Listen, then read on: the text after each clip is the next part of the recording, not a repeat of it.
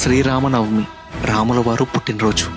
ఆయన పేరు తలుచుకోగానే మనకు గుర్తొచ్చేది రామాయణం. చిన్నప్పటి నుంచి రామాయణం వింటూ పెరిగాం. ఆ రామాయణంలో ఒక రాముడు ఉన్నాడు. కష్టం వచ్చినప్పుడు దారి మార్చుకునేవాడు, సులభమైన దారిని వదిలి సరైన దానిని ఎంచుకున్నవాడు, ధర్మం కోసం నిలబడ్డవాడు. ఆ రాముడితో పాటు ఒక సీతమ్మ వారు ఉన్నారు. ఎంత కష్టం వచ్చినా తన నమ్మకం వదలని వారు. ఒక లక్ష్మణుడు ఉన్నాడు, అన్న కోసం తన జీవితాన్ని అంకితం చేసినవాడు. వీరితో పాటు ఒక హనుమంతుడు ఉన్నాడు, తన కోసం కాదు రాముడి కోసం బ్రతికినవాడు. అందుకే రామాయణం అంటే ఒకరి కథ కాదు, బంధం, నమ్మకం, ధర్మం, వీటన్నిటి కథ. రాముడు దేవుడు కాబట్టి గొప్పవాడు కాదు, తను నడిచిన మార్గం వల్ల గొప్పవాడయ్యాడు.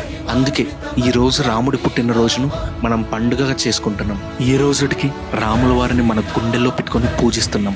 ఈ రోజు పండుగ మాత్రమే కాదు, మనల్ని మనం ప్రశ్నించుకునే రోజు కూడా. మన జీవితంలో మనం ఎవరిలా ఉన్నాం? రాముడిలా సరైన దారి ఎంచుకుంటున్నామా? సీతమ్మ వారిలా సహనంగా ఉంటున్నామా?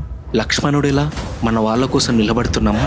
హనుమంతుడిలా నిజమైన భక్తి, నమ్మకం ఉందా? ఇవే ఈరోజు మనల్ని మనం వేసుకోవాల్సిన ప్రశ్నలు. అందరికీ శ్రీరామనవమి శుభాకాంక్షలు. జై శ్రీరామ్.